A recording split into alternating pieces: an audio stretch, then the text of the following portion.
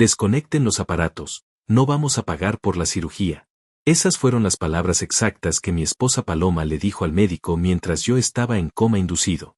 Ella firmó autorizando desconectar mi soporte vital para heredar la empresa. Cuando desperté 5 días después, fingí amnesia.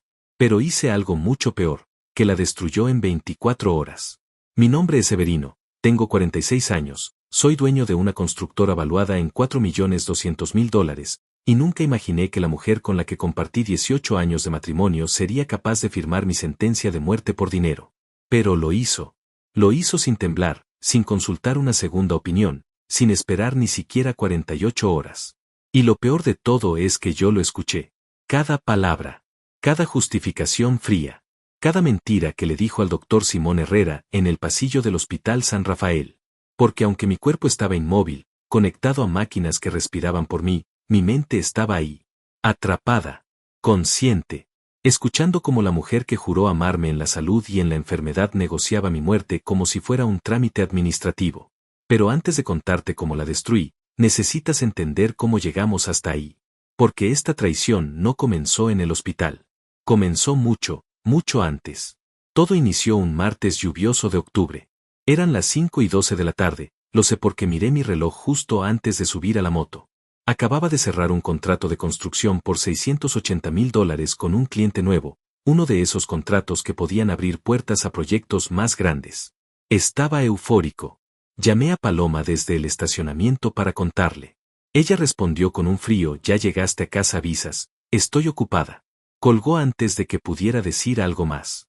Yo solo pensé, bueno, debe estar preparando la cena, ya hablaremos después.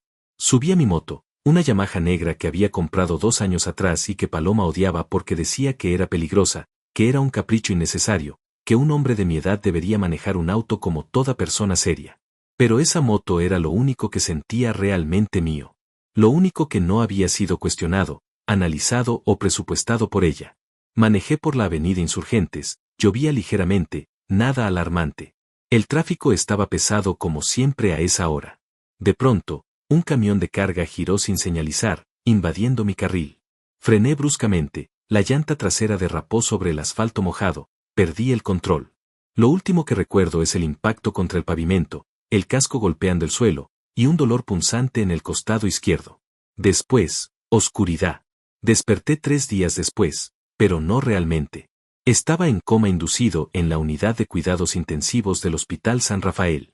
No podía mover ni un músculo, no podía abrir los ojos, pero podía escuchar. Voces distorsionadas al principio, como si vinieran desde debajo del agua. Poco a poco se volvieron más claras. Escuchaba el pitido constante de las máquinas, pasos apresurados de enfermeras, puertas abriéndose y cerrándose. Y entonces escuché la voz de Paloma. Pero no sonaba como la voz de una esposa destrozada. Sonaba impaciente, molesta, práctica. El doctor Simón Herrera, el neurólogo asignado a mi caso, le estaba explicando mi condición. Él tenía una voz pausada, profesional, el tipo de voz que intenta dar esperanza sin hacer promesas. Señora Paloma, su esposo sufrió un traumatismo cráneoencefálico severo, pero las resonancias muestran actividad cerebral estable. Hemos inducido el coma para permitir que su cerebro descanse y reduzca la inflamación. Según nuestros protocolos y los estudios de casos similares, tiene un 78% de probabilidades de recuperación completa si mantenemos el tratamiento durante 7 a 10 días más. 78%. Más de 3/4 partes de probabilidad de que yo regresara. De que volviera a caminar, a hablar, a abrazar a mi familia. Cualquier persona que amara a alguien se habría aferrado a ese número como a un salvavidas. Pero Paloma no preguntó cuándo podría visitarme más tiempo. No preguntó qué necesitaba para mejorar mi pronóstico. No preguntó nada sobre mi bienestar. Preguntó cuánto costaba. Doctor, ¿cuánto sale el tratamiento por día? ¿La cirugía experimental que mencionó es realmente necesaria? ¿Qué pasa si decidimos no continuar con medidas extraordinarias? Hubo un silencio incómodo. Podía sentir la confusión del doctor incluso sin verlo. Señora, su esposo tiene seguro médico privado que cubre el 80% de los gastos. La cirugía que recomendamos tiene un costo aproximado de $45.000, de los cuales ustedes pagarían $9.000. Es una inversión pequeña considerando que podría garantizar su recuperación total.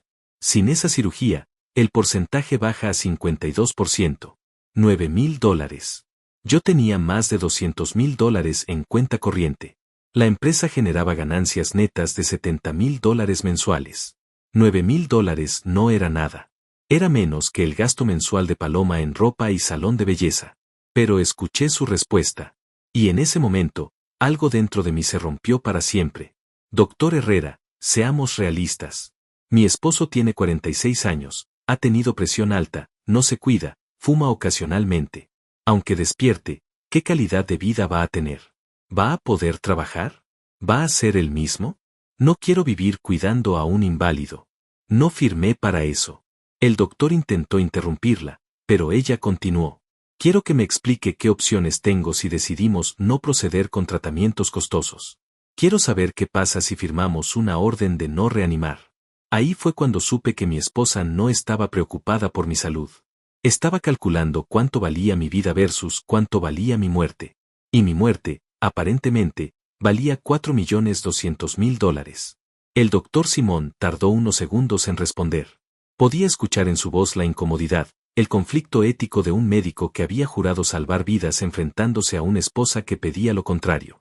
Señora Paloma, entiendo que esta situación es difícil, pero su esposo tiene un pronóstico favorable.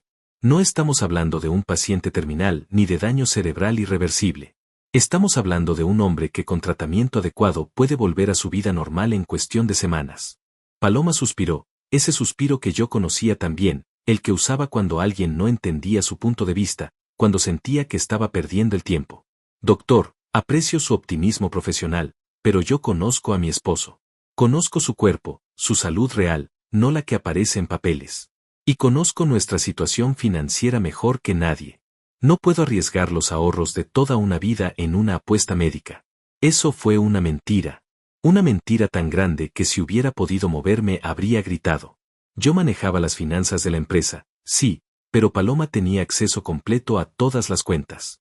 Ella sabía exactamente cuánto dinero teníamos. Ella sabía que $9,000 no nos harían ni cosquillas. Pero lo que yo no sabía en ese momento, lo que descubriría después, es que Paloma había estado retirando dinero de las cuentas de la empresa durante los últimos 3 años. Pequeñas cantidades al principio, $5,000 aquí, $7,000 allá, siempre con justificaciones perfectas, gastos del hogar, remodelación, un curso que quería tomar. Yo firmaba sin revisar porque confiaba en ella, porque después de 18 años de matrimonio nunca pensé que tendría que auditar a mi propia esposa. Ella había acumulado $340,000 en una cuenta offshore que yo desconocía. $340,000 que planeaba convertir en $4,200,000 en cuanto yo dejara de respirar. El doctor intentó una vez más. Señora, legalmente no puedo desconectarlo sin una orden judicial o sin que al menos 3 especialistas confirmen muerte cerebral, y su esposo no cumple ninguno de esos criterios. Lo que puedo hacer es presentarle la opción de rechazar tratamientos experimentales, pero el soporte vital básico debe continuar. ¿Cuánto tiempo? Preguntó Paloma con una frialdad que todavía me hiela la sangre.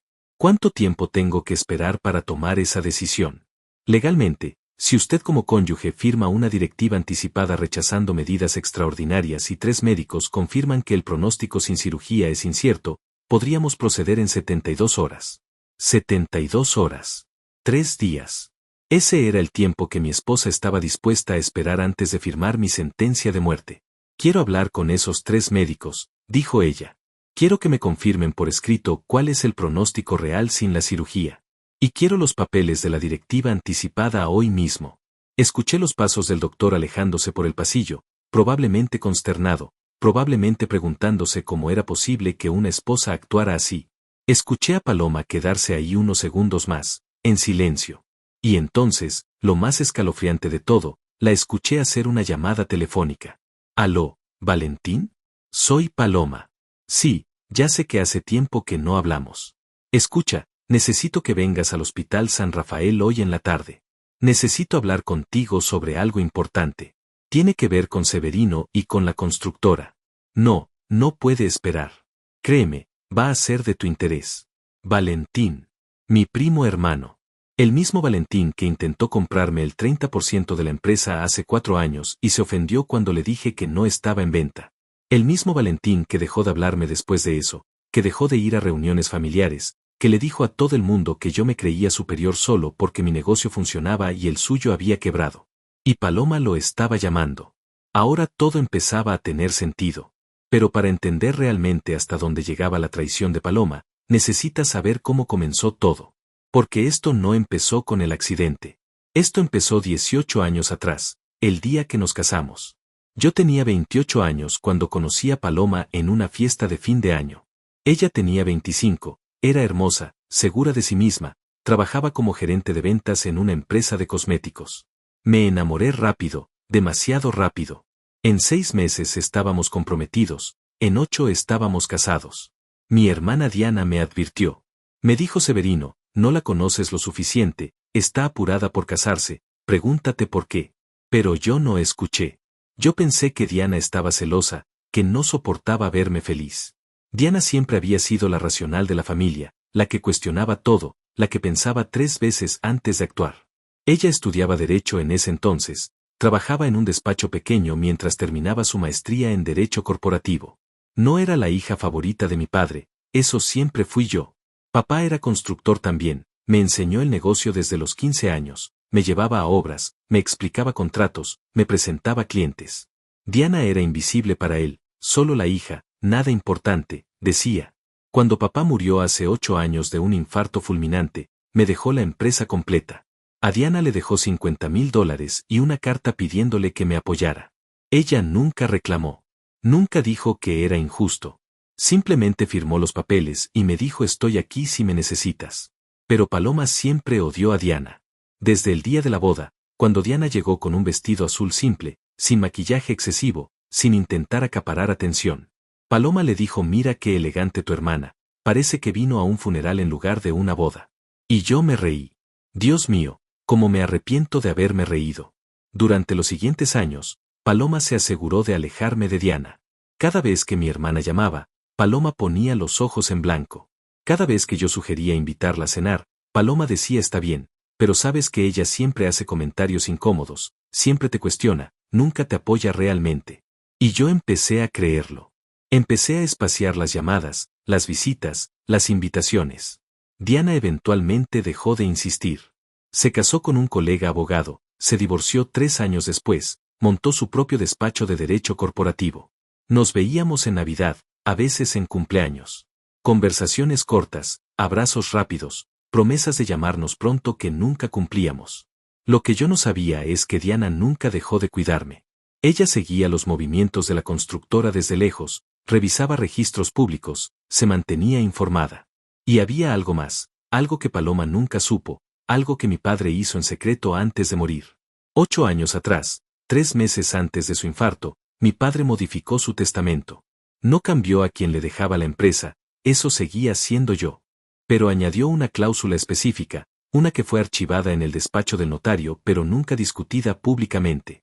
La cláusula decía esto, en caso de incapacidad médica, mental o legal de Severino por cualquier razón, Diana queda designada como administradora temporal con poder notarial completo sobre la constructora y todos los bienes asociados hasta que Severino recupere capacidad o hasta resolución judicial definitiva.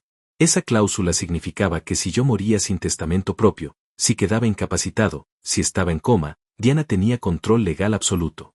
No Paloma. Diana. Y Paloma no tenía ni idea de que esa cláusula existía. Porque mi padre nunca se lo dijo a nadie excepto al notario y a Diana.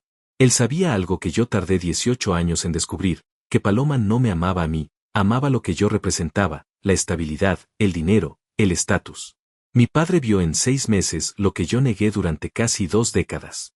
Pero en ese momento, acostado en esa cama de hospital, conectado a máquinas, escuchando a mi esposa planear mi muerte con mi primo, yo no sabía nada de eso.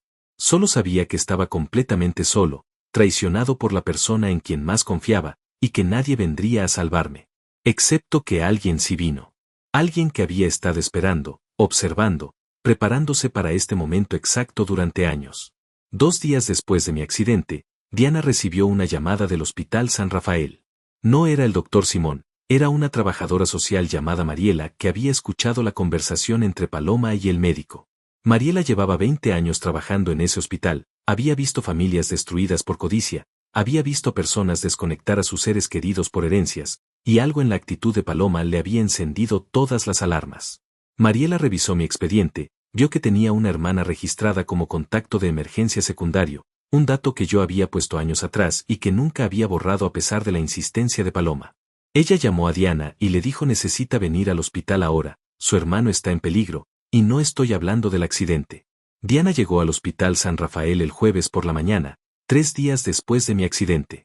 Se presentó en la recepción de cuidados intensivos, pidió verme, y ahí se encontró cara a cara con Paloma. Mi esposa estaba sentada en la sala de espera, perfectamente arreglada, maquillaje impecable, vestida de negro como si ya estuviera de luto. Cuando vio a Diana, su expresión cambió de sorpresa a molestia en menos de un segundo. ¿Qué haces aquí?, le preguntó Paloma con ese tono condescendiente que usaba siempre con mi hermana. Nadie te llamó, Diana. Esto es un asunto familiar, y tú dejaste de ser parte de esta familia hace mucho tiempo. Diana, siempre calmada, siempre estratégica, no levantó la voz. Soy su hermana, Paloma. Tengo derecho legal a visitarlo. Y me llamaron del hospital porque aparentemente hay decisiones médicas que necesitan más opiniones.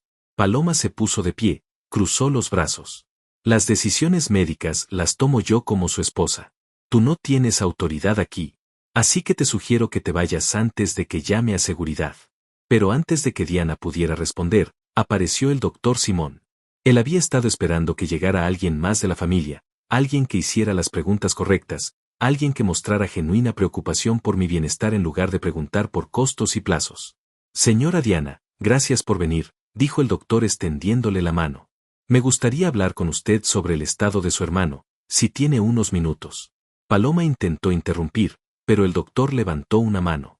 Señora Paloma, usted ya recibió toda la información médica ayer. Ahora necesito hablar con otros miembros de la familia para obtener una perspectiva más completa del historial del paciente. Es protocolo estándar. La cara de Paloma se puso roja, pero no podía hacer nada sin levantar sospechas. Salió de ahí furiosa, mascullando algo sobre ir a hablar con administración.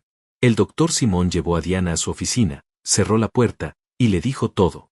Le contó sobre mi pronóstico, sobre el 78% de probabilidad de recuperación, sobre la cirugía de $45,000 que podía garantizar mi mejoría, sobre las preguntas de Paloma respecto a desconectarme, sobre la directiva anticipada que ella quería firmar. Diana escuchó todo en silencio, con esa expresión impenetrable que usaba en los tribunales. Cuando el doctor terminó, ella solo hizo una pregunta. Doctor Herrera, si yo le presento un poder notarial que me designa como administradora de los bienes y decisiones médicas de mi hermano en caso de incapacidad, ¿ese documento anularía la autoridad de su esposa? El doctor se inclinó hacia adelante, interesado. Si ese documento está debidamente notariado y registrado, y específicamente menciona decisiones médicas, entonces sí, legalmente usted tendría prioridad sobre la cónyuge. Diana abrió su portafolio de piel marrón, ese que llevaba a todas sus reuniones importantes, y sacó un sobre manila. Lo abrió despacio, extrajo varios documentos con sellos oficiales, y los colocó sobre el escritorio del doctor. Este es el testamento de mi padre, fechado hace 8 años. Esta es la cláusula específica, página 7, párrafo 3. Y este es el registro notarial confirmando que dicha cláusula sigue vigente y nunca ha sido revocada. Mi hermano nunca hizo un testamento propio, nunca designó formalmente a su esposa para decisiones médicas, así que este documento prevalece. El doctor Simón leyó los papeles cuidadosamente, hizo algunas anotaciones, y finalmente asintió. Esto cambia todo. Voy a necesitar que Administración Legal del hospital revise estos documentos, pero si son válidos, y todo indica que lo son, usted tiene autoridad legal para tomar decisiones sobre el tratamiento de su hermano. La cirugía puede proceder, y la orden de no reanimar que su cuñada solicitó queda anulada. Diana no sonrió, no celebró. Solo dijo hágalo. Autorice la cirugía, haga todo lo que sea médicamente necesario. Yo me encargo de los costos y de las consecuencias legales. Pero había algo más que Diana necesitaba saber. Necesitaba entender por qué Paloma estaba tan desesperada por desconectarme, porque $9,000 eran un problema cuando sabía que teníamos cientos de miles en el banco. Así que Diana hizo lo que mejor sabía hacer, investigar. Salió del hospital, fue directamente a su despacho, y llamó a un investigador privado con quien había trabajado en casos corporativos. Le dio instrucciones precisas: necesito que revises todas las cuentas bancarias asociadas a Paloma Ruiz de García en los últimos 5 años, transferencias nacionales e internacionales, propiedades a su nombre, movimientos sospechosos, todo. El investigador le devolvió la llamada 48 horas después. Diana, encontré algo grande. Tu cuñada tiene una cuenta en las Islas Caimán abierta hace 3 años bajo el nombre de una LLC fantasma. Ha depositado más de $340,000 en transferencias pequeñas desde cuentas de la constructora. Y hay algo más. La semana pasada contactó a un abogado especializado en sucesiones express, de esos que aceleran trámites de herencia cuando no hay testamento. Diana cerró los ojos, respiró profundo. Ahora todo tenía sentido. Paloma no solo quería que yo muriera, había estado preparando mi muerte financieramente durante años. Cada transferencia, cada retiro, cada mentira sobre gastos del hogar, todo era parte de un plan a largo plazo. Y el accidente simplemente aceleró ese plan. Pero Diana tenía otro as bajo la manga, uno que ni siquiera yo conocía. Resulta que cuando mi padre murió y me dejó la empresa, él también había dejado un socio silencioso, alguien que tenía el 51% de las acciones pero que nunca aparecía en documentos públicos, alguien que había confiado en que yo manejaría el negocio mientras él se mantenía en las sombras. Ese socio era Gael Montoya, un empresario de 70 años que había sido el mejor amigo de mi padre durante 40 años. Gael era el hombre que le prestó a mi padre el capital inicial para abrir la constructora 30 años atrás, el hombre que nunca pidió devolución del préstamo sino que lo convirtió en sociedad. Pero Gael valoraba su privacidad, no quería reflectores, no quería apariciones públicas. Así que hicieron un acuerdo privado, tú manejas la operación, yo me quedo con la mayoría silenciosa, y si algún día necesitas respaldo, aquí estoy. Yo sabía de Gael, claro. Almorzábamos una vez al mes, le enviaba reportes financieros trimestrales, él me daba consejos cuando los necesitaba. Pero Paloma nunca supo de él. Para ella, yo era el único dueño, el único con poder de decisión, el único obstáculo entre ella y $4,200,000. Diana llamó a Gael esa misma tarde. Don Gael, soy Diana, la hermana de Severino. Necesito verlo urgentemente, es sobre mi hermano y sobre la empresa. Hay una situación que necesita saber. Se reunieron en un café discreto del centro al día siguiente. Diana le contó todo, el accidente, el coma, las palabras de Paloma, la orden de desconexión, los documentos que había presentado en el hospital, la investigación sobre las cuentas offshore. Gael escuchó todo sin interrumpir, sus manos arrugadas sosteniendo una taza de café que nunca tomó. Cuando Diana terminó, él solo dijo una cosa, esa mujer no va a tocar ni un centavo de lo que tu padre y yo construimos. Severino va a despertar, y cuando lo haga, vamos a asegurarnos de que ella pague por cada palabra, por cada firma, por cada dólar robado. Mientras Diana y Gael planeaban en secreto, mientras los abogados revisaban documentos y los investigadores rastreaban cuentas bancarias, yo seguía en esa cama de hospital, atrapado en mi propio cuerpo, escuchando cada conversación, cada mentira, cada traición. Pero algo estaba cambiando. Podía sentir como mi mente se volvía más clara cada día, como la niebla que me rodeaba se disipaba lentamente. Los médicos no lo sabían todavía, pero yo estaba despertando. No físicamente, no de una manera que las máquinas pudieran detectar, pero mi conciencia estaba regresando. Podía procesar pensamientos completos, podía recordar, podía planear. Y mientras yacía ahí inmóvil, mientras Paloma entraba y salía de mi habitación fingiendo preocupación delante de las enfermeras, yo tomé una decisión. Cuando despertara, no iba a gritar. No iba a llorar. No iba a confrontarla inmediatamente. Iba a fingir. Iba a hacerle creer que había ganado, que su plan había funcionado a medias, que yo había sobrevivido pero dañado, confundido, vulnerable.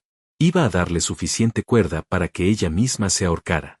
El 5.º día después del accidente, un domingo por la mañana, abrí los ojos. La luz del hospital me cegó por un momento, todo era blanco y borroso.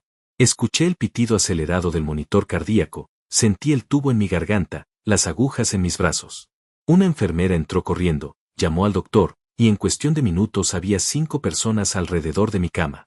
El doctor Simón se inclinó sobre mí, alumbrándome los ojos con una linterna pequeña. Severino, ¿puedes escucharme? Parpadea una vez si me entiendes.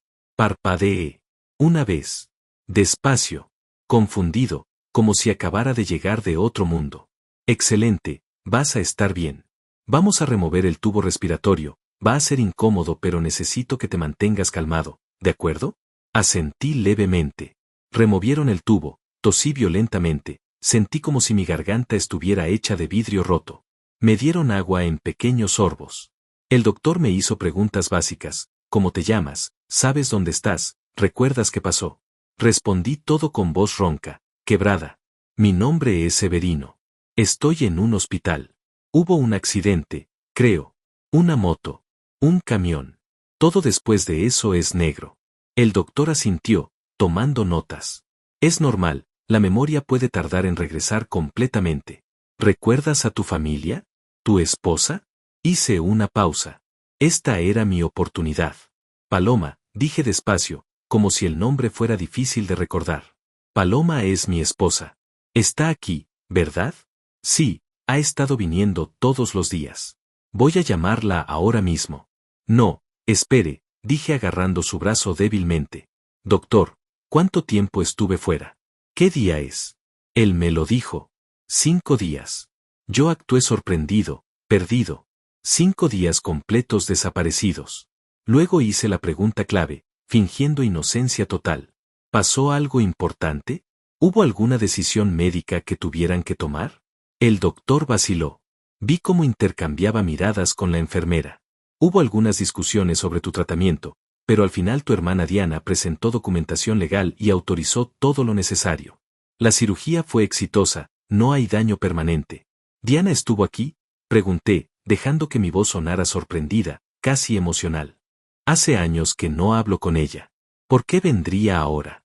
Porque te quiere, Severino, dijo el doctor con una sonrisa pequeña. Y porque alguien tenía que tomar las decisiones correctas. No pregunté más. No quería levantar sospechas. Simplemente asentí, cerré los ojos como si estuviera cansado, y esperé. Paloma llegó 20 minutos después. Escuché sus tacones repiqueteando por el pasillo antes de verla. Entró a la habitación con los ojos rojos, como si hubiera estado llorando, el maquillaje perfectamente corrido en los lugares correctos, su actuación impecable. Severino, gritó corriendo hacia mi cama, tomando mi mano entre las suyas. Gracias a Dios que despertaste. Estaba tan asustada, amor, pensé que te perdía. Yo la miré con ojos vacíos, confundidos, como si estuviera tratando de ubicarla. Paloma, susurré. ¿Estás aquí? Ella tragó saliva. Algo en mi tono la hizo dudar por un segundo. Claro que estoy aquí, soy tu esposa. He estado aquí todos los días, amor. ¿Cómo te sientes? ¿Me reconoces? Te reconozco, dije lentamente. Eres mi esposa. Nos casamos hace muchos años. Pero hay cosas que no recuerdo bien. El doctor dice que es normal, que la memoria puede tardar en regresar. Vi el alivio inundar su cara. Eso era exactamente lo que ella quería escuchar. Un esposo confundido, vulnerable, dependiente. Un esposo que no recordaría conversaciones en pasillos, que no cuestionaría decisiones, que sería fácil de manipular. No te preocupes, amor, dijo acariciando mi cabello. Yo voy a cuidarte, voy a ayudarte a recordar todo. Lo importante es que estás vivo, que estás aquí conmigo. Actué la parte perfectamente. Sonreí débilmente, apreté su mano. Gracias por estar aquí, Paloma. No sé qué haría sin ti. Ella sonrió, esa sonrisa falsa que yo había visto miles de veces pero que nunca había reconocido como falsa hasta ahora. Nunca vas a tener que averiguarlo, amor. Siempre voy a estar aquí para ti. Mentira, mentira, mentira. Cada palabra que salía de su boca era una mentira cuidadosamente construida. Pero yo seguí el juego, porque necesitaba que ella se sintiera segura, que bajara la guardia, que cometiera el error final. Los siguientes 3 días los pasé en el hospital, recuperándome físicamente pero fingiendo confusión mental. Respondía preguntas básicas correctamente pero actuaba perdido con detalles específicos. ¿Recuerdas el nombre de tu empresa? Sí, Constructora García. ¿Recuerdas dónde está ubicada? En el centro, creo. ¿Recuerdas quiénes son tus clientes principales? No, eso está borroso. Paloma venía 2 veces al día, siempre con esa máscara de esposa devota. Me traía flores, revistas, comida del restaurante favorito que yo supuestamente no recordaba que era mi favorito.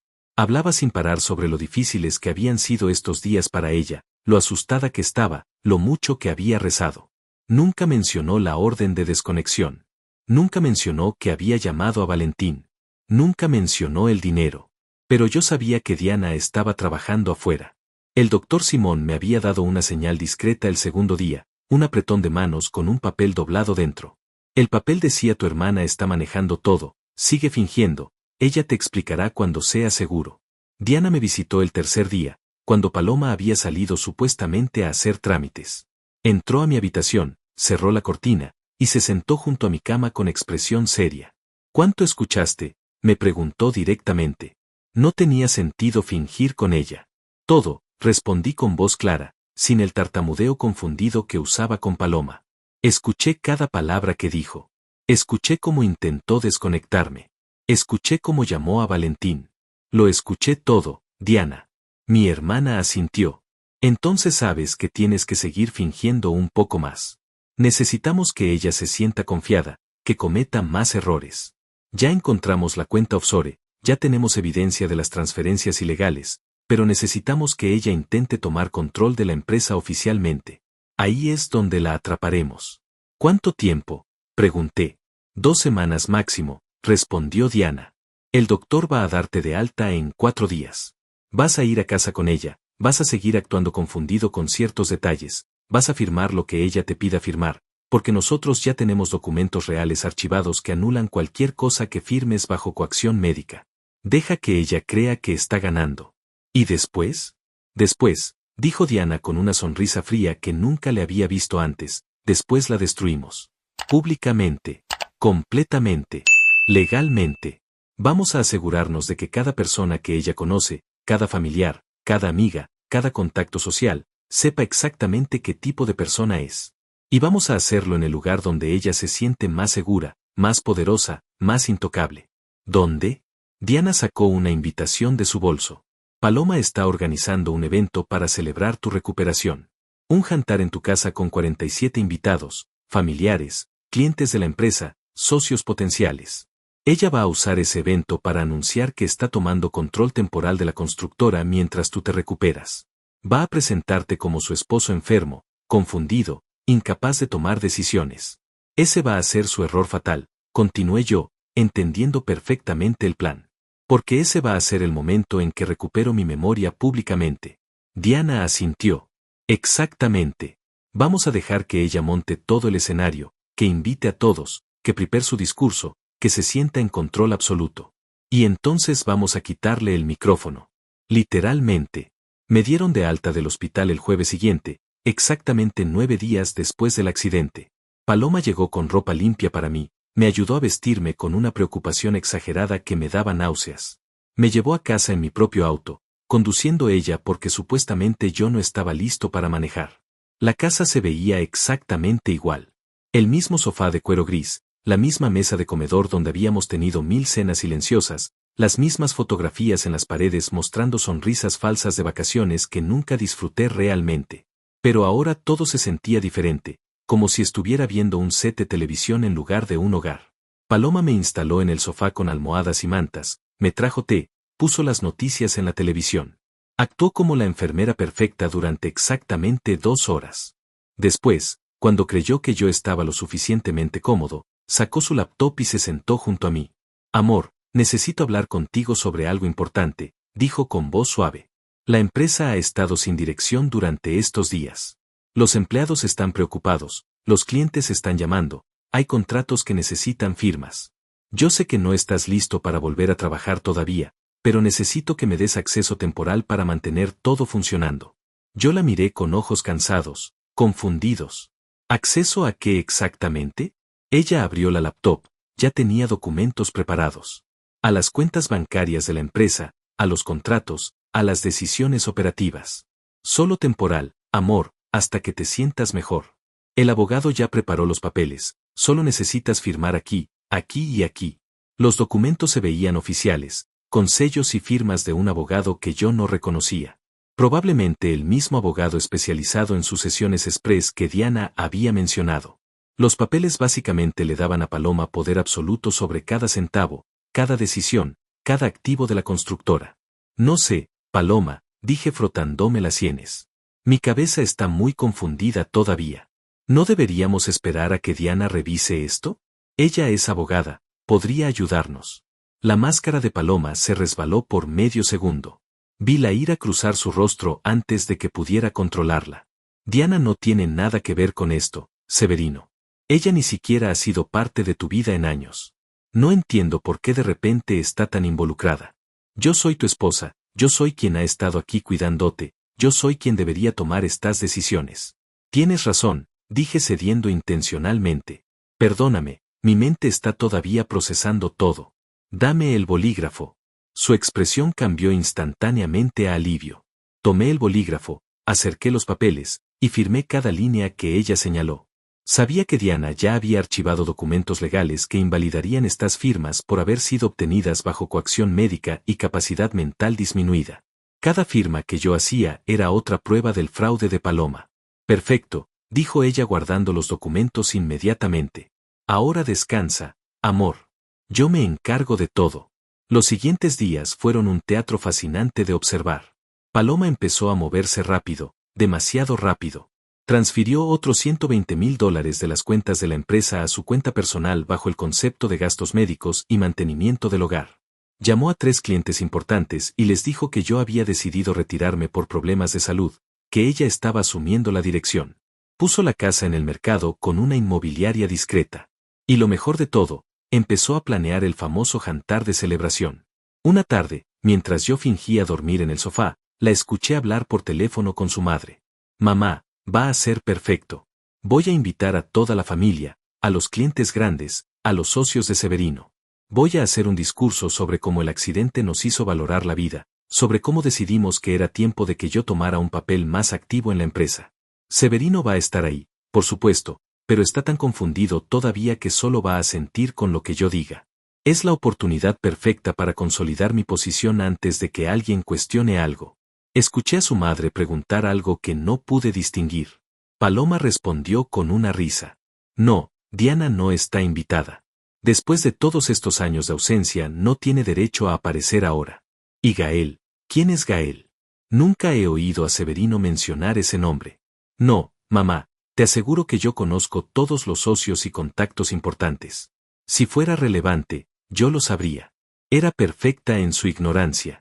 Completamente convencida de que controlaba toda la información, de que no había secretos que desconociera, de que su plan era infalible.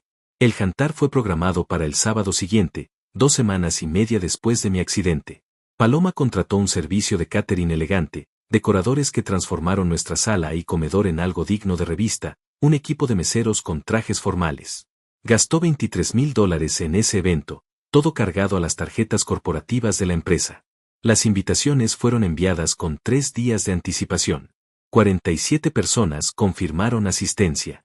Entre ellos estaban mi tío Elías y su esposa, mis primos incluyendo Valentín, varios clientes de la constructora, 2 proveedores importantes, amigos sociales de Paloma, su familia completa, y algunos vecinos del barrio privado donde vivíamos. Lo que Paloma no sabía es que Diana había contactado discretamente a cada uno de esos invitados. No les dijo nada específico, solo les mencionó que el evento sería muy importante, que había información relevante que se compartiría, que su presencia era crucial. Nadie rechazó la invitación. El viernes en la noche, un día antes del evento, Diana vino a visitarme. Paloma estaba en el supermercado comprando últimas cosas para el jantar. Mi hermana se sentó frente a mí en la sala, abrió su portafolio, y sacó una carpeta gruesa. Todo está aquí, dijo colocándola sobre la mesa. Documentos bancarios mostrando las transferencias ilegales, $340,000 en total durante 3 años. La cuenta offshore en las Islas Caimán bajo el nombre de la LLC Fantasma. Los correos electrónicos entre ella y el abogado de sucesiones express planeando cómo proceder si tú morías sin testamento. La grabación de seguridad del hospital donde ella dice desconecten los aparatos. La declaración jurada del Dr. Simón Herrera confirmando que ella solicitó una orden de no reanimar cuando tu pronóstico era favorable. Los documentos falsificados que te hizo firmar dándole poder sobre la empresa. Y la cláusula testamentaria de papá que le da a Diana autoridad legal por encima de ella. ¿Gael va a estar mañana? Pregunté. Va a llegar temprano, respondió Diana. Va a entrar contigo como si fuera un invitado más. Paloma no lo conoce, no lo va a cuestionar. Él va a sentarse en silencio durante su discurso, y cuando sea tu turno de hablar, él va a identificarse. Va a confirmar que es el socio mayoritario con 51% de la empresa, que Paloma nunca tuvo autoridad para hacer nada de lo que hizo, y que todos los contratos que ella firmó en tu nombre son nulos. ¿Y el abogado? También va a estar ahí. El licenciado Simón, especialista en fraude corporativo. Va a explicarle a todos los presentes las implicaciones legales de lo que ella hizo, los cargos que enfrentará. No va a haber espacio para que ella tergiverse nada, no va a haber forma de que escape con una excusa. Sentí algo que no había sentido en 18 años de matrimonio. Control. Poder real, no el poder que viene de ganar dinero o tener una empresa exitosa, sino el poder de finalmente defender mi propia vida, mi propio valor, mi propia existencia contra alguien que había intentado borrarme. Mañana, dije mirando a Diana, mañana ella va a descubrir que el hombre confundido que estuvo fingiendo amnesia durante 2 semanas tenía mejor memoria que ella. Que recordó cada palabra, cada traición, cada transferencia bancaria. Y que estuvo esperando pacientemente el momento perfecto para responder. Diana sonrió, esa misma sonrisa fría que le había visto en el hospital. Papá estaría orgulloso, Severino. Finalmente estás peleando por ti mismo. Esa noche dormí profundamente por primera vez en años. Sin ansiedad, sin culpa, sin esa sensación constante de que no era suficiente, de que necesitaba esforzarme más para merecer amor. Porque finalmente entendía que una persona que te ama no firma por tu muerte. Una persona que te ama no roba tu dinero mientras sonríe a tu cara. Una persona que te ama no espera 48 horas para decidir si vale la pena salvarte. El sábado amaneció con un cielo despejado, uno de esos días perfectos que parecen diseñados para eventos importantes. Paloma se levantó a las 6 de la mañana, nerviosa, emocionada, revisando cada detalle obsesivamente. Los decoradores llegaron a las 8, el catering a las 10. La casa se transformó en un escenario elegante con manteles blancos, arreglos florales en cada superficie, copas de cristal alineadas perfectamente. Yo me quedé en la habitación la mayor parte de la mañana, vistiéndome lentamente, actuando mi papel de esposo convaleciente. Paloma entró varias veces para revisar cómo estaba, siempre con esa sonrisa tensa de quien está a punto de cerrar el negocio más importante de su vida. ¿Cómo te sientes, amor?, preguntó mientras se ponía un vestido azul marino costoso que nunca le había visto. ¿Estás listo para esta noche? Un poco nervioso, admití con voz débil. Va a ser mucha gente. No estoy seguro de recordar a todos. No te preocupes, dijo ajustándose un collar de perlas. Yo voy a estar a tu lado todo el tiempo. Solo necesito que estés ahí, que sonrías, que asientas cuando yo hable. Nada más, ¿de acuerdo? De acuerdo, respondí sumisamente. Ella se acercó, me besó en la frente con una ternura tan falsa que tuve que controlar el impulso de apartarme. Esta noche va a ser importante para nosotros, Severino. Va a marcar un nuevo comienzo. Tenía razón. Solo que no el comienzo que ella imaginaba. Los invitados empezaron a llegar a las 7 de la tarde. Yo bajé a las 7:15, vestido con un traje gris que Paloma había elegido, caminando despacio como si todavía me costara mantener el equilibrio. Las primeras personas en llegar fueron la madre de Paloma y su hermana Julieta, ambas visiblemente emocionadas por el evento. Luego llegó mi tío Elías con su esposa, mis primos incluyendo Valentín, quien me saludó con una sonrisa incómoda y un abrazo breve. Llegaron clientes de la constructora, el ingeniero Gómez y su esposa, el arquitecto Mendoza, la señora Beatriz que nos había dado 3 contratos importantes en los últimos 2 años. Y entre todos ellos, sin llamar la atención, llegó Gael Montoya.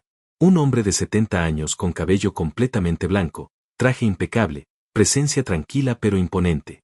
Entró saludando cortésmente a algunos invitados como si los conociera vagamente, y se ubicó en una esquina de la sala con una copa de vino tinto. Paloma pasó junto a él 2 veces sin siquiera mirarlo.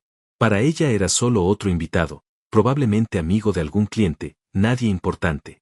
A las 8 en punto, cuando todos los invitados habían llegado, Paloma pidió atención. Golpeó suavemente su copa con un tenedor, el sonido cristalino silenciando las conversaciones. Todos se volvieron hacia ella, expectantes.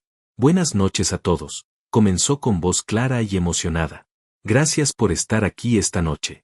Sé que las últimas semanas han sido difíciles para muchos de ustedes que conocen y aprecian a Severino. El accidente nos tomó por sorpresa a todos, y hubo momentos en que pensé que lo perdería. Hizo una pausa dramática, se llevó una mano al pecho. Vi a varias mujeres en la audiencia tocarse los ojos con servilletas. Pero mi esposo es un luchador, continuó. Despertó contra todas las probabilidades. Y aunque su recuperación ha sido lenta, aunque hay cosas que todavía le cuesta recordar, está aquí con nosotros esta noche. Está vivo. Y eso es lo único que importa. Aplausos suaves llenaron la sala. Yo sonreí débilmente desde mi silla, actuando agradecido pero confundido. Sin embargo, continuó Paloma elevando la voz ligeramente, un accidente así nos hace reflexionar sobre el futuro. Sobre quién va a cuidar de las cosas que construimos, sobre quién va a asegurar que el legado continúe. Severino dedicó 20 años a construir una empresa exitosa, pero ahora necesita tiempo para sanar, para recuperarse completamente sin la presión del trabajo diario. Aquí venía. Podía ver cómo se preparaba para el anuncio grande. Por eso, después de muchas conversaciones con Severino, con médicos, con asesores legales, hemos decidido que yo voy a asumir la dirección ejecutiva de Constructora García. Severino seguirá siendo el dueño, por supuesto, pero las operaciones diarias, las decisiones estratégicas, las relaciones con clientes, todo eso va a pasar por mí a partir de ahora. Silencio. Un silencio incómodo. Vi como algunos invitados se miraban entre sí, sorprendidos. El ingeniero Gómez frunció el ceño. La señora Beatriz ladeó la cabeza, confundida. Paloma, sin embargo, interpretó el silencio como aceptación. Sonrió más ampliamente. Sé que esto puede sonar repentino para algunos, pero les aseguro que es la mejor decisión para todos. Yo he estado al lado de Severino durante 18 años, conozco su visión, conozco sus valores. Voy a honrar todo lo que él construyó mientras lo ayudo a recuperarse. Levantó su copa. Así que propongo un brindis. Por nuevos comienzos, por la familia, por la salud, y por el futuro brillante de Constructora García bajo una nueva dirección. Algunas copas se levantaron tímidamente. Otras permanecieron sobre las mesas. Nadie dijo salud en voz alta. Y fue entonces cuando yo me puse de pie.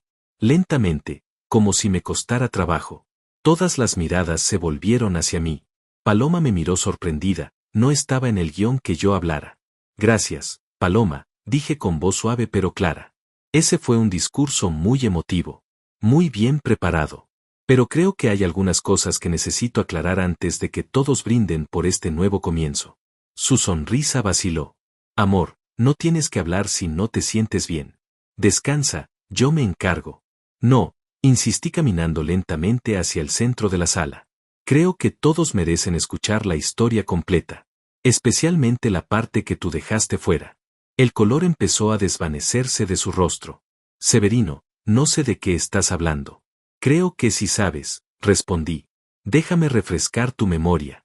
Hace exactamente 16 días yo tuve un accidente de moto. Sufrí traumatismo craneal severo y los médicos me pusieron en coma inducido. ¿Hasta ahí estamos de acuerdo? Ella asintió, confundida sobre hacia dónde iba esto. El doctor Simón Herrera, un excelente neurólogo por cierto, le explicó que yo tenía 78% de probabilidades de recuperación completa. Le explicó que había una cirugía que podría aumentar ese porcentaje, una cirugía que costaría $45,000 de los cuales nosotros pagaríamos 9,000. ¿Lo recuerdas? Su garganta se movió al tragar. Claro que lo recuerdo. Y autorizamos esa cirugía. No, Paloma. Tú no autorizaste esa cirugía. De hecho, hiciste exactamente lo contrario. Saqué mi teléfono del bolsillo. Lo había mantenido escondido toda la noche. Diana me lo había dado esa tarde con un archivo de audio ya preparado. Todos en esta sala van a escuchar ahora lo que tú le dijiste al doctor Herrera en el pasillo del Hospital San Rafael, el miércoles 13 de octubre a las 3:42 de la tarde. 5 horas después de mi accidente. Antes de que nadie pudiera saber si yo iba a vivir o morir. Presioné play. El audio empezó a reproducirse, la voz de Paloma perfectamente clara a través del pequeño parlante del teléfono. Doctor, seamos realistas. Mi esposo tiene 46 años, ha tenido presión alta, no se cuida. Aunque despierte, ¿qué calidad de vida va a tener? No quiero vivir cuidando a un inválido. Quiero que me explique qué opciones tengo si decidimos no proceder con tratamientos costosos. Quiero saber qué pasa si firmamos una orden de no reanimar. El silencio que siguió fue absoluto. 57 personas conteniendo la respiración al mismo tiempo. Nadie se movió. Nadie tosió. Nadie hizo un solo sonido.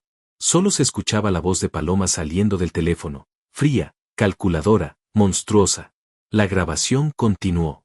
La voz del doctor Simón respondiendo con evidente incomodidad, intentando razonar con ella. Y luego la voz de Paloma otra vez, más insistente. Desconecten los aparatos, no vamos a pagar por la cirugía experimental, mi esposo ya no va a volver. Detuve el audio. Levanté la vista hacia Paloma. Ella estaba completamente pálida, sus manos temblando, su boca abriéndose y cerrándose sin emitir sonido. Miró alrededor de la sala buscando apoyo, comprensión, algo. Pero solo encontró miradas de horror, disgusto, incredulidad absoluta. Eso, dije con voz tranquila, eso fue lo que mi esposa dijo 5 horas después de mi accidente. Cuando el doctor le confirmó que yo tenía más del 70% de probabilidades de recuperarme completamente. Ella no preguntó cómo ayudarme. No preguntó qué necesitaba para mejorar.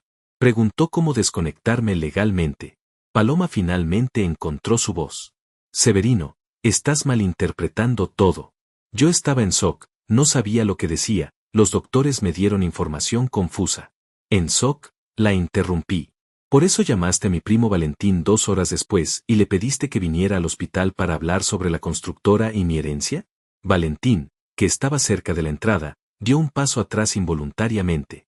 Todas las miradas se volvieron hacia él. Su cara se puso roja. Valentín, dije mirándolo directamente, ¿quieres contarles a todos qué te ofreció Paloma esa tarde en el estacionamiento del hospital? ¿O prefieres que yo lo haga? Él bajó la vista, avergonzado. Yo no sabía que ella, balbuceó. Ella dijo que tú querías que yo comprara el 30% de la empresa que me habías negado antes. Dijo que tu accidente te había hecho reconsiderar. Otra mentira, dije volviéndome hacia el resto de los invitados. Yo nunca reconsideré nada. Yo estaba en coma. Pero Paloma ya estaba negociando pedazos de mi empresa mientras mi cuerpo todavía estaba conectado a máquinas. Caminé hacia la mesa principal donde Paloma había colocado su bolso. Lo tomé, lo abrí, y saqué una carpeta que sabía que estaba ahí porque Diana me lo había confirmado esa mañana. Saqué varios documentos. Estos, dije levantándolos, son los papeles que Paloma me hizo firmar hace una semana cuando regresé del hospital. Documentos que supuestamente le daban autoridad temporal sobre la empresa. Me los presentó diciéndome que era para mantener todo funcionando mientras yo me recuperaba. Que solo era temporal, que solo era para ayudar. Abrí los documentos para que algunos invitados cercanos pudieran verlos. El ingeniero Gómez se acercó, leyó algunos párrafos, y su expresión se endureció. Estos documentos, continuó Gómez leyendo en voz alta, le dan a Paloma Ruiz control absoluto e irrevocable sobre todas las cuentas bancarias, contratos, propiedades y decisiones corporativas de Constructora García. No hay cláusula de temporalidad. No hay supervisión. Es una transferencia completa de poder. Exacto, dije. Y yo los firmé porque mi esposa me dijo que solo era para ayudar, que solo era temporal. Los firmé porque acababa de despertar de un coma, porque mi mente todavía estaba procesando que mi esposa había intentado matarme, porque estaba fingiendo amnesia parcial para ver hasta dónde llegaría su traición. Paloma empezó a retroceder hacia la puerta. Esto es ridículo. Severino, claramente todavía estás confundido. El accidente afectó tu juicio. Deberíamos hablar en privado, con un doctor presente. Mi juicio está perfectamente claro, Paloma. Tan claro que investigué qué hiciste con el dinero de la empresa durante los últimos 3 años. Saqué mi teléfono otra vez. Diana me había enviado capturas de pantalla de los estados de cuenta bancarios. Los proyecté en la pantalla grande que Paloma había instalado para mostrar fotos familiares durante el evento. Ahora mostraba algo muy diferente. $340,000, dije señalando los números resaltados. $340,000 transferidos de las cuentas de Constructora García a una LLC fantasma registrada en las Islas Caimán. Pequeñas transferencias durante 3 años, 5,000 aquí, 7,000 allá, 10,000, 15,000. Todas autorizadas por ti, todas justificadas como gastos del hogar, remodelaciones, cursos, emergencias familiares que nunca existieron. Los murmullos empezaron. Bajos al principio, luego más fuertes. La señora Beatriz se puso de pie. Yo contraté a su empresa porque confiaba en su integridad, señor García. Si su esposa estaba robando dinero de la empresa, eso pone en duda todos nuestros contratos. Espere, señora Beatriz, dije levantando una mano. Déjeme terminar. Porque todavía falta la mejor parte. Me volví hacia la esquina donde Gael había estado observando todo en silencio. Él se puso de pie, caminó hacia el centro de la sala con la tranquilidad de alguien que ha esperado este momento durante mucho tiempo. Damas y caballeros, dije, permítanme presentarles a Gael Montoya. Algunos de ustedes tal vez escucharon su nombre hace años, otros no. Gael fue el mejor amigo de mi padre durante 40 años. Cuando mi padre abrió Constructora García hace 30 años, fue Gael quien le prestó el capital inicial. Pero no fue un préstamo común. Fue una sociedad. Una sociedad privada que nunca se hizo pública. Gael asintió, tomando el micrófono que le ofrecí. Buenas noches. Es cierto lo que Severino dice. Yo poseo el 51% de las acciones de Constructora García. Severino maneja las operaciones, pero yo soy el socio mayoritario. Siempre lo he sido. Preferí mantenerme en silencio, en las sombras, dejando que el hijo de mi mejor amigo construyera su legado sin mi interferencia. Miró directamente a Paloma. Pero cuando me enteré de que la esposa de Severino intentó desconectarlo de soporte vital, cuando supe que estaba robando dinero de la empresa, cuando vi que estaba falsificando documentos para tomar control, decidí que era hora de salir de las sombras. Paloma negó con la cabeza violentamente. Esto es mentira. Severino nunca mencionó ningún socio. Yo habría sabido. Claro que no lo habría sabido, respondió Gael con calma. Porque nunca preguntaste. Nunca te interesó cómo funcionaba realmente la empresa. Solo te interesó cuánto valía y cómo apropiarte de ella. Saqué otro documento de mi bolsillo. Este es el contrato de sociedad original, firmado hace 30 años por mi padre y Gael. Y saqué otro papel, es el testamento de mi padre, donde especifica que en caso de mi incapacidad o muerte, mi hermana Diana queda como administradora temporal con autoridad legal absoluta. Diana, que había estado esperando cerca de la entrada, entró en ese momento. No venía sola.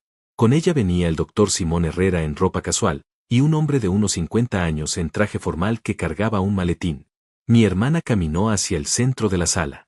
Este es el licenciado Joaquín Ruiz, especialista en fraude corporativo, dijo Diana. Él ha revisado toda la evidencia que hemos recopilado en las últimas 2 semanas. Doctor Herrera, ¿puede confirmar para todos los presentes lo que le dijo la señora Paloma en el hospital? El doctor Simón dio un paso adelante. Puedo confirmar que la señora Paloma solicitó múltiples veces que se desconectara el soporte vital de su esposo a pesar de que yo le expliqué repetidamente que el pronóstico era favorable. Solicitó firmar una orden de no reanimar. Preguntó específicamente sobre plazos legales para proceder con la desconexión. En mis 23 años como médico, nunca había visto a un familiar tan enfocado en terminar el tratamiento de un paciente con buenas probabilidades de recuperación. El abogado abrió su maletín, sacó más documentos. Basándome en la evidencia presentada, dijo con voz profesional, la señora Paloma Ruiz enfrenta cargos potenciales de intento de homicidio por omisión, apropiación indébita, fraude bancario, falsificación de documentos legales, y coacción sobre persona con capacidad disminuida. Los documentos que ella obtuvo del señor García mientras él estaba recuperándose son legalmente inválidos. Las transferencias bancarias no autorizadas constituyen robo agravado. Y la solicitud de desconexión del soporte vital a pesar de pronóstico médico favorable constituye intento de homicidio. Paloma empezó a retroceder hacia la puerta, negando con la cabeza, las lágrimas corriendo por su rostro arruinando el maquillaje perfecto que se había aplicado horas antes. Esto no puede estar pasando. Severino, amor, por favor. 18 años juntos no pueden terminar así. Yo te amo, todo lo que hice fue porque te amo. ¿Me amas? Pregunté con una voz que no reconocí como mía, fría como el hielo. ¿Firmas una orden para desconectarme porque me amas? ¿Robas $340,000 porque me amas? ¿Llamas a mi primo para negociar pedazos de mi empresa mientras yo estoy en coma porque me amas? Caminé hacia ella despacio. Cada paso era una sentencia. Déjame decirte lo que es amor, Paloma. Amor es lo que mi hermana Diana hizo cuando recibió esa llamada del hospital. Corrió hacia allá sin dudarlo. Presentó documentos legales para salvar mi vida. Autorizó una cirugía de $45,000 sin pensarlo 2 veces. Eso es amor. Diana se acercó, puso una mano en mi hombro. Amor es lo que Gael hizo cuando supo lo que estabas planeando. Salió de las sombras después de 30 años para proteger el legado que construyó con mi padre. Eso es amor. Gael asintió desde su lugar. Amor es lo que el doctor Simón hizo cuando se sintió incómodo con tus preguntas, cuando decidió llamar a un segundo familiar porque algo no le parecía correcto. Eso es amor. Paloma cayó de rodillas, llorando ahora sin control. Lo siento tanto. Estaba asustada, estaba confundida.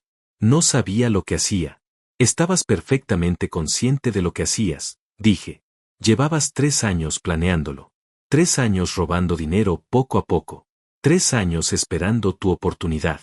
Y cuando llegó esa oportunidad en forma de mi accidente, no dudaste ni un segundo. Me volví hacia los invitados que observaban la escena en silencio absoluto, algunos con lágrimas en los ojos, otros con expresiones de pura indignación. Todos ustedes están aquí esta noche porque Paloma quería consolidar su poder públicamente. Quería que todos la vieran como la nueva directora de la empresa, como la esposa devota que tomaba el control mientras su pobre esposo confundido se recuperaba. Quería sus validaciones, sus contactos, su respeto.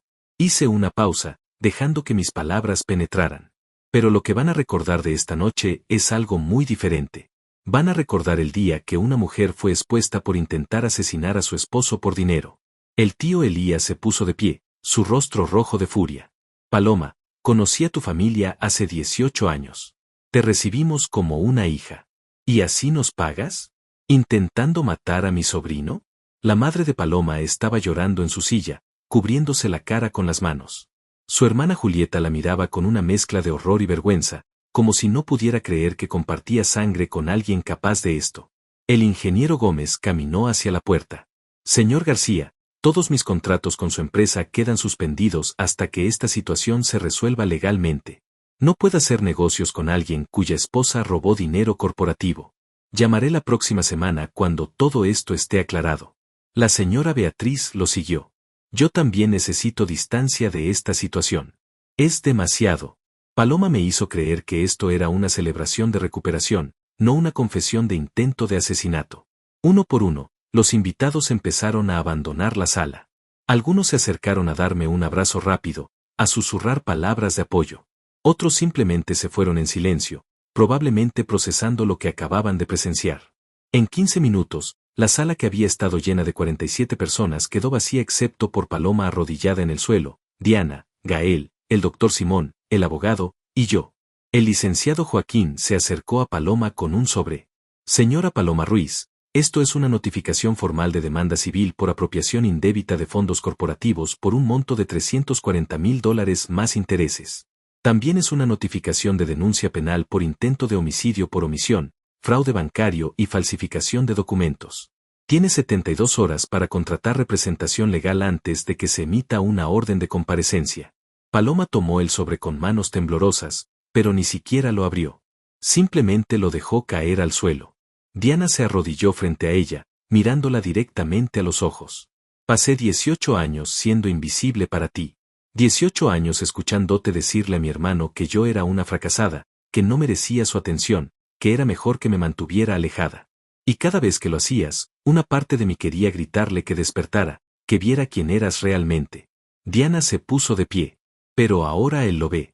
Todos lo ven. Y no hay actuación, no hay lágrimas, no hay disculpa que pueda borrar lo que hiciste. Me acerqué a Paloma por última vez. Esta casa, dije tranquilamente, está a mi nombre. Solo a mi nombre. Tienes hasta mañana al mediodía para empacar tus cosas personales y marcharte. Cualquier cosa que quede después de eso será considerada abandonada. Las tarjetas de crédito corporativas que usaste para gastar $23,000 en este evento ridículo están canceladas. Tu acceso a todas las cuentas bancarias está bloqueado. Y si intentas acercarte a mí, a Diana, a Gael, o a cualquier empleado de la constructora, la orden de restricción que mi abogado presentará mañana en la mañana será ejecutada inmediatamente. Ella levantó la vista, sus ojos rojos e hinchados. ¿A dónde se supone que voy a ir? Esa, respondí, ya no es mi preocupación. Quizás tu madre te reciba. Quizás tu hermana. O quizás nadie quiera abrirte sus puertas después de enterarse de que intentaste asesinar a tu esposo. De cualquier forma, no es mi problema. Me volví para salir, pero me detuve. Una última cosa, Paloma.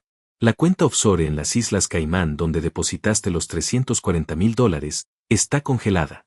Mi abogado presentó una solicitud judicial internacional esta mañana.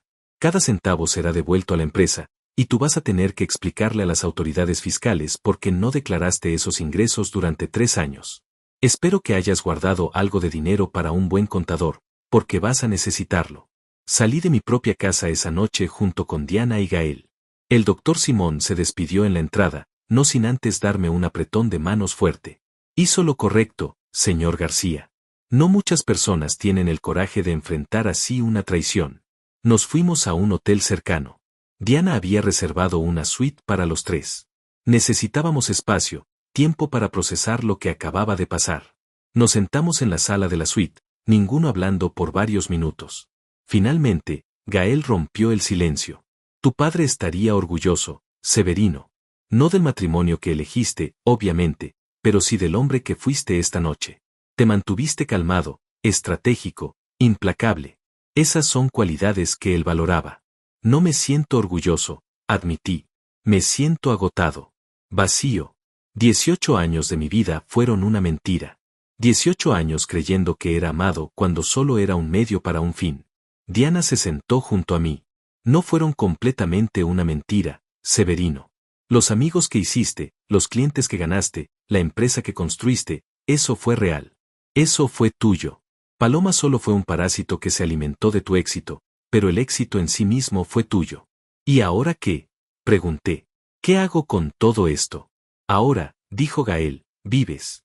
Reconstruyes. No la empresa, esa está sólida. Reconstruyes tu vida personal. Te rodeas de gente que realmente te valore. Y dejas que la justicia se encargue de Paloma. Esa noche no dormí mucho. Cada vez que cerraba los ojos veía la cara de Paloma arrodillada en el suelo, llorando. Y una parte de mí, una parte pequeña y estúpida, sentía lástima. Pero entonces recordaba sus palabras en esa grabación: desconecten los aparatos, no vamos a pagar, y la lástima desaparecía. Los días siguientes fueron un torbellino de abogados, documentos legales y llamadas telefónicas. El lunes por la mañana, 2 días después de jantar, el licenciado Joaquín presentó formalmente todas las denuncias. La fiscalía aceptó el caso de inmediato cuando vieron la grabación del hospital y los registros bancarios. Paloma fue citada a declarar el miércoles. Ella no apareció. Su abogado, un tipo nervioso que claramente no quería estar involucrado en este caso, presentó una carta diciendo que su clienta estaba bajo tratamiento psiquiátrico por crisis nerviosa. El juez no aceptó la excusa y emitió una orden de comparecencia obligatoria para la semana siguiente. Mientras tanto, la noticia se había expandido. No por los medios, gracias a Dios, porque Diana había logrado mantenerlo relativamente privado, pero sí por el círculo social. En una ciudad donde todos se conocen, donde los empresarios almuerzan en los mismos restaurantes, algo así no se puede ocultar. Recibí llamadas de personas que no me hablaban hace años. Clientes que querían confirmar que la empresa seguía siendo sólida, que podían confiar en que sus proyectos no se verían afectados. Yo les aseguré que Constructora García operaba normalmente, que las cuentas estaban siendo auditadas profesionalmente, que cada centavo robado sería recuperado y documentado. El ingeniero Gómez me llamó el jueves. Severino, he pensado mucho sobre lo que pasó. Quiero que sepas que mi suspensión de contratos no era desconfianza hacia ti, era precaución corporativa. Pero después de revisar todo con mi equipo legal, queremos reactivar nuestro acuerdo. De hecho, queremos expandirlo. Tenemos 3 proyectos nuevos y queremos que Constructora García los maneje todos. La señora Beatriz hizo lo mismo el viernes. Me invitó a almorzar, me presentó a 2 socios suyos que estaban buscando un constructor confiable para un desarrollo residencial de 80 unidades.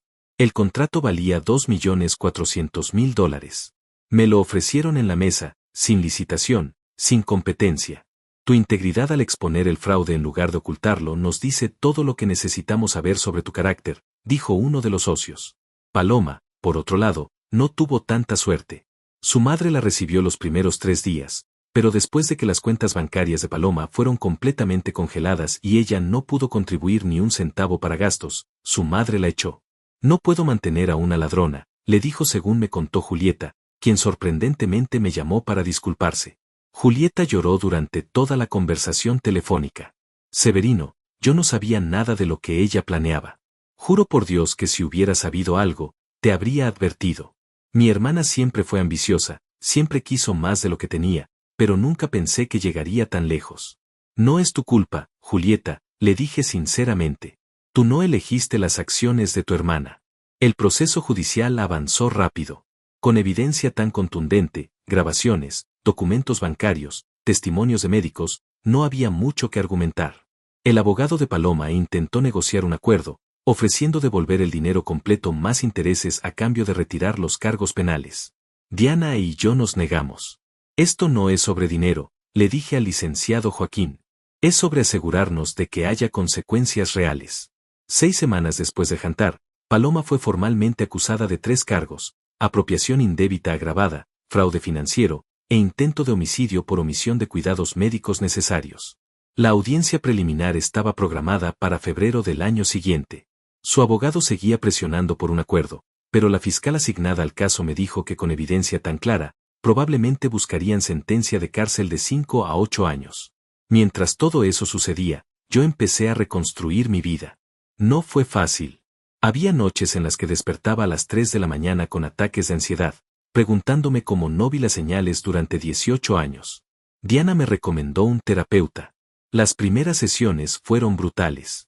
Él me hizo reconocer patrones que había normalizado, manipulaciones que había aceptado como amor, controles que había interpretado como preocupación.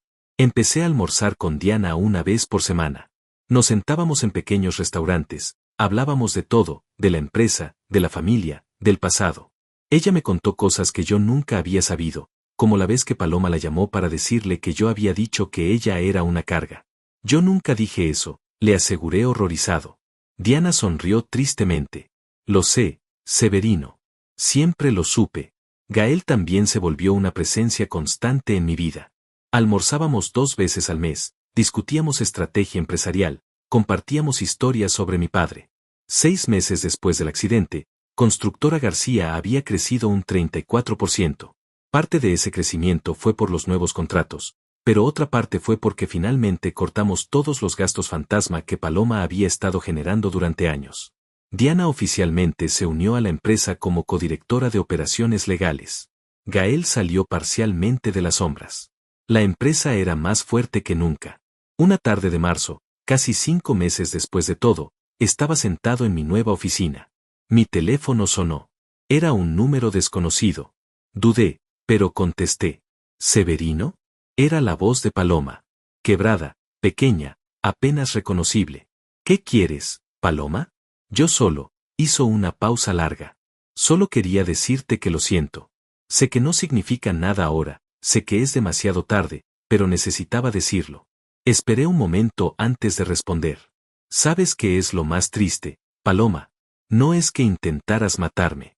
No es que robaras $340,000. Lo más triste es que si hubieras sido honesta desde el principio, si me hubieras dicho que necesitabas dinero, que tenías ambiciones, yo probablemente te habría ayudado. Pero preferiste verme como un obstáculo en lugar de como un compañero. Ella sollozó al otro lado de la línea. Lo sé y voy a tener que vivir con eso por el resto de mi vida. Espero que sí, dije sin emoción. Espero que cada día cuando te mires al espejo recuerdes que firmaste una orden para desconectar a alguien que te amaba. Y espero que ese recuerdo nunca te deje en paz. Colgué. Bloqueé el número. Y regresé a mi trabajo. Esa noche cené con Diana y Gael en un restaurante italiano nuevo. Brindamos por nuevos comienzos, por la familia que eliges, por la justicia que a veces llega cuando menos la esperas. Diana levantó su copa. Por Severino, que finalmente aprendió que el amor nunca debe pedirte que desaparezcas. Yo levanté mi copa, mirando a las 2 personas que realmente me habían salvado la vida. Por entender que cuando alguien firma por tu muerte, tú tienes todo el derecho de renacer sin ellos.